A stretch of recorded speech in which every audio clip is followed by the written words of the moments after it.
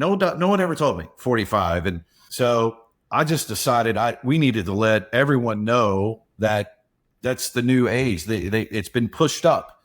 So my wife and I and my children, we came up with the name. Let's create a 501c3 and call it the Push Up Foundation to get people to push up the age to 45. But colonoscopy, there's things that get pushed up in you too. Yes. You don't feel it because you're asleep, but they have to go check things. So we created it. And I said, as soon as I get done with chemo, most people want to ring a bell and do that. I said, I want to go see my friends. And we were coming out of COVID about this time. And so we said, let's have a victory lap. Let's do a 5K. And I said, let's just go to Memorial Park and we'll just walk around the park and we'll get everyone shirts. The colorectal awareness month color is blue. And I said, let's get everyone a shirt and we'll have a sea of blue walking around Memorial Park. So everyone will ask, hey, what are you guys doing? Well, what is this all about? Yeah, people get curious. Yes, just to spread the word. And then we set up a little table and we had some drinks and stuff afterwards, had a little party. And that first one, we probably had about 100 people show up. And that was great, and it was fun.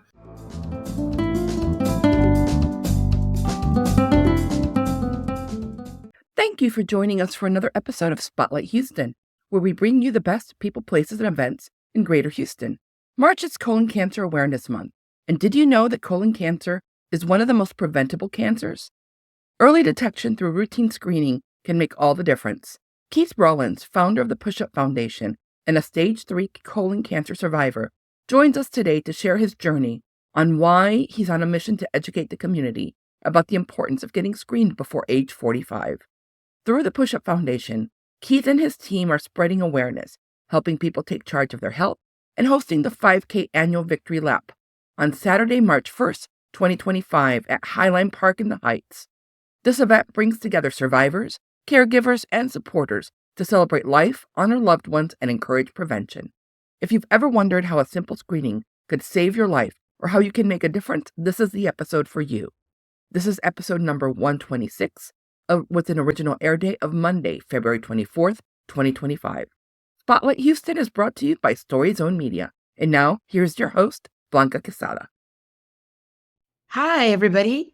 Did you know that March kicks off colorectal cancer awareness? It's very important because it's a type of cancer that can be prevented. So early detection is definitely very important. You need to find out as much as you can about colon cancer awareness, what the symptoms are, what you need to do. So in order to get a lot of that information, you don't have to call the doctor right now. You can or should attend the Push Up Foundation's 5th Annual Victory Lap 5K on Saturday, March 1st at Highland Park in the Heights to kick off Colon Cancer Awareness Month. This is a family-friendly event that brings survivors, families, and advocates together to promote colon cancer prevention and, of course, helping to save your life. So as I mentioned before, making sure that you get early screenings is really important. So founded by Houston resident and colon cancer survivor, Keith Rollins, who is just having a blast putting this event together. He is the Push Up Foundation's, as I mentioned, founder, and it is a nonprofit organization dedicated to raising awareness about colon cancer, which is the third most diagnosed cancer among men and women. Since its inception, the foundation has inspired countless individuals to share their stories and prioritize their health. So today I've invited Keith to talk to us about this journey, or his journey actually, as a survivor and why he thought it was important for him to create the Push Up Foundation. Welcome, Keith. Thank you so much, Blanca. So it's great to have you here, and especially to hear your personal experience with colon cancer. And so, first of all, what made you decide to go and get checked? So it was out of the ordinary. Frankly, I was always told that the age to get a colonoscopy was the age of 50. And Mhm. so at the age of 49, during COVID, I was doing a workout and I felt a twinge on my backside. And I thought, well, that seems weird, like a sharp pain. And so I had my wife take a look, and she thought it was an ingrown hair, but I wanted to make sure. So I called a surgeon friend of mine, and I said, I need to get this checked. Can I come by and see you? And he said, well, I'm busy, but here's my buddy. Give him a call. And so I called him, and he said, yeah, I have time. You can come in. He's a colorectal surgeon. I had never met him before, but I went in and I said, I have this, I think it's an ingrown hair, but can you check just to make sure? And he said, well, sure. But while you're here, have you got your colonoscopy yet? And I said, no, I'm 49. And he said, well, the new recommended age is 45. I said, well, I Surprise. did not know that. Okay. I said, well, let's schedule a colonoscopy. And he said, well, while you're here, I'll do a quick rectal exam just to make sure everything's okay. I said, hey, whatever. So I got on the table. The ingrown hair was, in fact, just that. It was an ingrown hair that had got infected. But when he did some examination, he saw a polyp. And he said, hey, we need to get that removed. And we definitely need to schedule a colonoscopy. And I said, great. So a couple of weeks later, went in for the colonoscopy, and the polyp was just something simple. He was able to remove that. But as he traveled up my colon, he found that abnormality that wasn't supposed to be there, did a biopsy. And when I woke up, he was standing there and he said, I found something abnormal, and we're going to have to send it to pathology, and I'll need to see you in a week or two. And right away, we kind of felt that abnormal in a colon probably means cancer. And so we were very calm. I have a faith that I just keep really calm in situations like this. And so about a week and a half went by. We went in to see him, and he said, you do in fact have colon cancer. And I said, we were taken aback to a certain extent. The first time you hear that, it's a little strange. And he said, the first thing we need to do is to see if it has spread in your body to other organs. And I said, well, let's do the test right now. Yeah. Well, you've got to talk to my team. We've got to get that scheduled. So I actually did it the next day. And first thing in the morning, did the CT scan. And then I went and played golf with my buddies. Just Why keep not? off my mind. I didn't want to think about it. And I think it was the 11th or 12th hole. I received a phone call, and thank God it had not spread. But definitely I needed a surgery to remove the cancer. So I said, well, let's go. Let's get it done. Yeah. So the quickest we could get in was probably 2 weeks later. And he went in and removed 10 inches of my colon, reattached it back together. And when he did that, they also take fat around that area and lymph nodes. And I believe he took like 23 lymph nodes, and 3 of them were cancerous, which means most likely I'd have to do chemotherapy to make sure nothing microscopic is Right. floating. Just a prevention. Right. So went and saw a couple different oncologists, MD Anderson and Texas Oncology. They both recommended the same thing, the same treatment. And they said, just go whatever's the most convenient. And so Texas Oncology and Dr. Shu, they were only about 15 minutes from my house. And so a month after surgery, I started 12 rounds of chemotherapy once every 2 weeks. And I think the doctor got all the cancer out. The chemo is really designed just to go burn out any cells that are floating in my body. And so got through that. That was more of a mental grind. There was physical grind, but very mental, getting through it. It was during COVID, so I was actually working from home, and I was working. I worked every single day going through chemo. I had a tube running on my chest, and just kept working. My days were a little slower because it started to wear me down, but I was able to get through it. During the chemotherapy process, I was pissed because no one had told me that the recommended age was 45 to get the colonoscopy. Right. I went to doctor. I got physicals and all this stuff. No one ever told me 45. And so I just decided we needed to let everyone know that that's the new age. It's been pushed up. So my wife and I and my children, we came up with the name. Let's create a 501c3 and call it the Push Up Foundation to get people to push up the age to 45. A colonoscopy, there's things that get pushed up in you too. Yes. You don't feel it because you're asleep, but they have to go check things. So we created it. And I said, as soon as I get done with chemo, most people want to ring a bell and do that. I said, I want to go see my friends. And we were coming out of COVID about this time. And so we said, let's have a victory lap.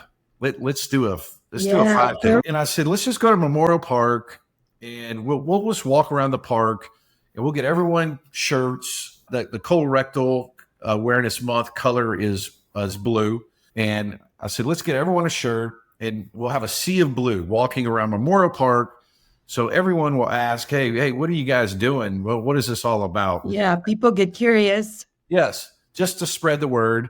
And then we set up a little table and we had some drinks and stuff afterwards, had a little party. And that first one, we probably had about 100 people show up. And that was great. And it was fun. And then we weren't trying to raise money. It was more about people to use that money to awareness. And we started buying bracelets and pamphlets and putting it in doctors' offices. And so that was really good. That helped out. And then it was just put it on social media. So word of mouth was getting around. People started texting me and calling me, hey, I'm going to go do this because of you. And so that was great. And now fast forward, we're about to do our 5th victory lap. So 5 years of raising awareness and love to just let you know, I have not had any reoccurrence. I do CT scans on a regular basis and colonoscopies every year. And thank God, no reoccurrence and things are moving in the right direction. Yeah, thank God you've been blessed. Yes, ma'am. No question. No question. Of course, people call us now and say, hey, I've got a friend that is going through cancer treatment. And I've called and talked to different people just to help them with how I handled it and what I did, and really let them be a part of our foundation and our victory lap. Let them come out with their family and friends. And thank goodness a lot of these people are getting through it just like I did. And then we're getting people just showing up. Word of mouth has gotten around. We've had some television coverage and so forth. And so now this 5th year, we actually were introduced to an HPD canine officer named Bob Opperman, who had stage 4 colon cancer. And so we are supporting him, and he's going to join us at the victory lap with his canine dog, Novak. And he'll be there. He is in remission. He is cancer free as well, but he had a very extensive surgery. He was out of work for a year. He is now back on the force. And so we're championing him. And then a couple other people in our community that have also recovered. So lots of survivors, lots of family members will be there. And of course, some people didn't make it. So we're remembering them as well as we do our victory lap. Yeah. So Keith, you didn't feel any pain at all? No. Colon cancer is kind of the silent killer, right? I had no blockage. I'll tell you, from time to time, I might have had a little blood in my stool, and I thought, oh, it's a hemorrhoid. Oh, it was a spicy food or something. And I should have listened to myself because I knew it wasn't correct, but it would stop.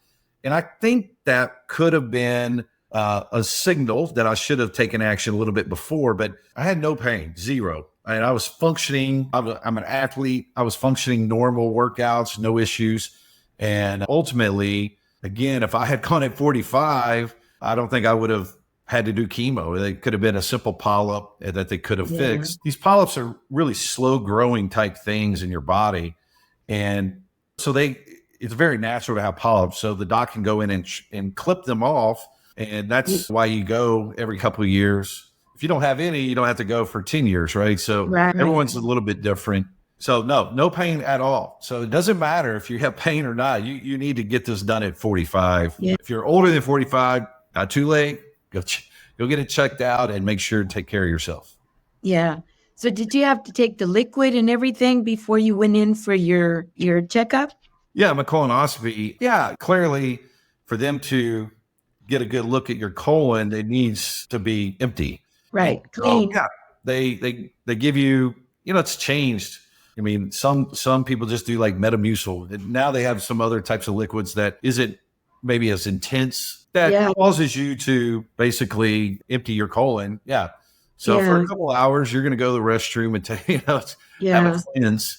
Years ago that they were intense. Those liquids were intense. And Yeah, I think that's why people really didn't want to do it because sure. they didn't want to go through that preparation in order to have the colonoscopy. Well, it's a lot better than taking chemotherapy, I promise you. So Oh, yes. a Yes. little bit of Yes. sacrifice up front could mean all the difference. Yeah. Other than the symptoms that you had, what other type of symptoms should we look for? Yeah, I think any type of stomach pain, of course, I think it's any blood in your stool, any just anything abnormal, right? So you should have go to the restroom like a normal person, right? And so if anything seems weird, you got to listen to your body, talk to your personal physician, but ultimately you have to be an advocate for yourself. You just, why not go get it checked out, right? I mean, that's Yeah. what it's for. So Yeah. I would suggest any abnormal anything, it's worth getting it checked out. Again, if you're younger than 45, and it probably is nothing, but I think it's always wise to get it checked. Yeah, I can also give you a story. I had a friend who went in just for her regular prevention care, and she was also diagnosed with a polyp that was just wrong. And I don't remember how much they had to cut out, but they did. And she didn't have to go through chemo. She didn't have to radiation, nothing, because those cancer cells hadn't spread. That's right. So, and she was to stage 3. So she's been doing great. Yeah. So, Well, it's highly preventable. yes. If you ignore, if you don't get tested, and that thing can continue to grow, and next thing you know, it can get into your body and start spreading, and that's not what you want. Yeah. Well, I think your event is a great event because people can go and hear, survivors' testimonies, That's right. hear their stories, and realize that it's not as bad as it sounds. That's right. Yeah, it's a great. I mean, love is in the air, right? We're coming together, family, friends. We do a little. We have a couple of different people that do quick testimonials. Our surgeon, the surgeon who operated on me, comes and just talks about the latest in prevention, what's going on in the medical community. And then we've had where we might sing a song, inspirational song. Sometimes we have a celebrity starter. We're working on that right now. Oh, And great. then we just take off. This is actually the Heights Hike and Bike Trail. We meet at Highline Park Restaurant. Highline Park is not an actual park; it's a restaurant off I-10 and Shepherd, north of I-10. And we meet at Highline Park, and then we talk a little bit, inspiration. We all take off. It's a 5K that is a fun run. And some people don't run. Walking is perfectly okay. And then we actually have like a 1 mile walk set up that if people, my parents are in their 80s and they go out there and do the Yeah. little 1 mile walk. And then when we It's get about done, having fun and Yeah. realizing what's going on and stories. you get all these people out there wearing the shirts. It's going to raise awareness. People are going to go, hey, what's that? What are you doing? And then everyone gets to wear those shirts at home. And I encourage them to wear when they're out jogging or Yeah. working out or something, just so someone Yeah. may ask them, what's the victory lap? And then Yes. if we can get anyone to take action, even better. Yeah. And then you can come back and have something to drink and eat, right? Oh yeah, we pull out the stops. We believe in celebrations. We're not just going to go light on it. We have a live band. We have Great. complete lunch set up, buffet, sliders, wings, all those good stuff. We might even sneak in a little champagne here and there to celebrate. So yeah, it's a great get together. We have a photo booth set up. We have a push-up contest. So we actually have people doing push-ups. You don't have to do it, but yeah, the men and the women, we have like a little contest. But for the most part, it's just kicking back and relaxing, getting to know people that may be new to our foundation, and just again celebrating each other. And everyone's going to have their own victory, and it's nice to have a community to do that. Yeah. And of course, families can join. Oh, And yeah. it's also a great way to teach your kids about taking care of your body. Yeah, absolutely. The sooner the better is the way I look at it. Yeah. Prevention is such a important thing. When you turn 50, generally you go and get the other vaccines. You get your skin checked more often as you get older. Shingles, you have to get the shingles vaccine. Yeah. Just a lot of things that you got to knock out when you turn 50 plus. But it just so happens coffee now is 45. So you gotta push that date up. Yeah. Yeah. And you really shouldn't be embarrassed about it. There's nothing to be embarrassed about. I mean, you're not the first patient a doctor sees.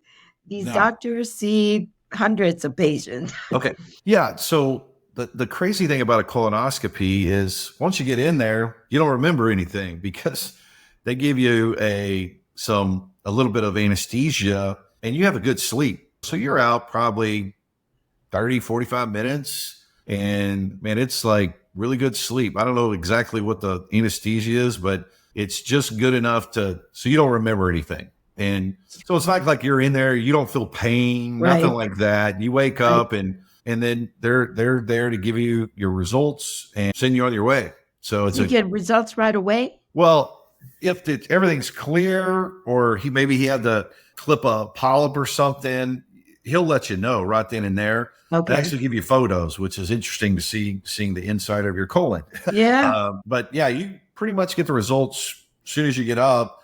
And then, you can't drive because you have anesthesia, but someone drives you. If there is some type of abnormality, they're going to get a sample and you're going to have to go back and see the doctor anyway, just to make sure. Yeah. Yeah. So how do we register to participate in the event? Yeah, so we have a website.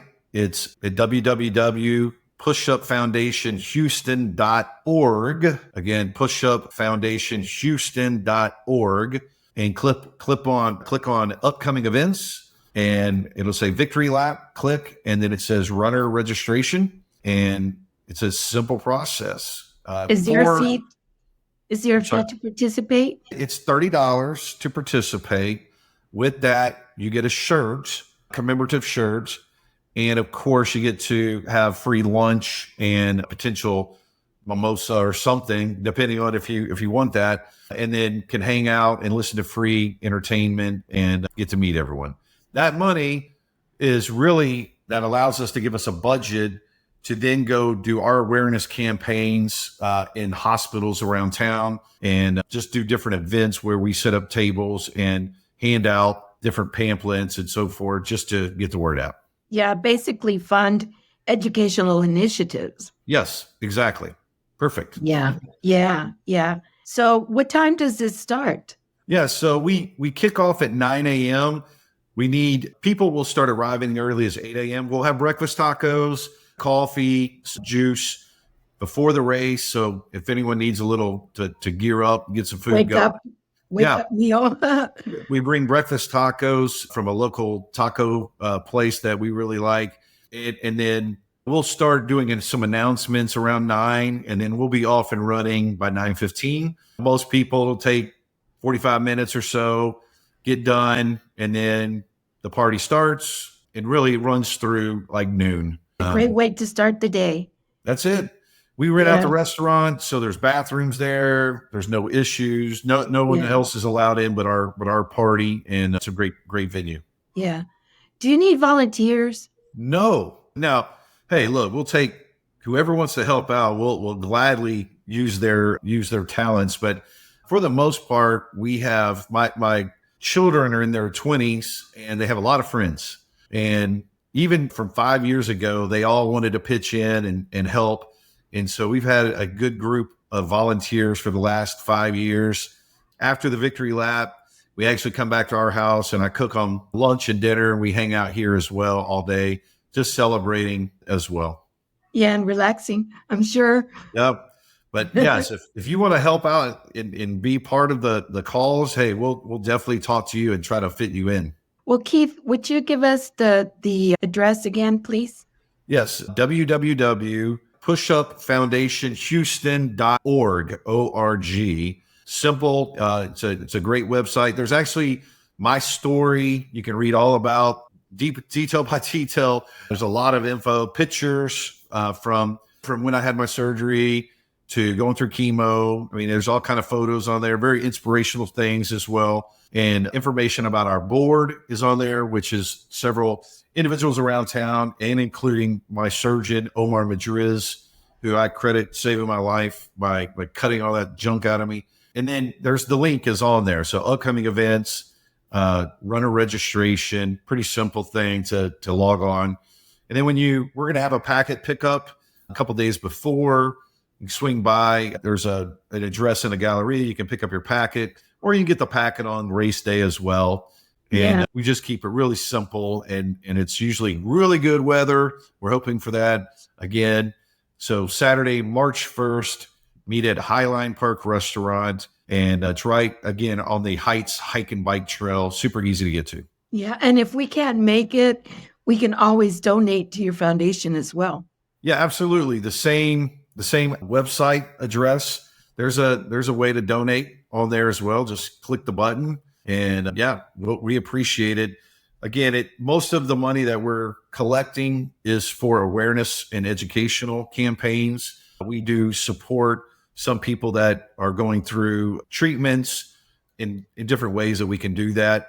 But for the most part, we're getting the word out and getting people to take action. And we've gotten so many people to do that. So that's our purpose in life now, is to create impact and get people to take action. Hopefully you get a lot more this time. Well, we're going to keep doing this for the rest of my life. So my kids will continue it after that. So many more years to come. Well, Keith, thank you so very much for sharing your story with your experience with colon cancer, and just for encouraging us to get checked. Yes, ma'am. Because as you mentioned, this type of cancer can be prevented. And as before we were mentioning, there's no reason to be afraid or to even be embarrassed about doing something like that. Not at all. And of course, everybody can join the run on March 1st in the Heights. Look forward to seeing everyone. Thank you.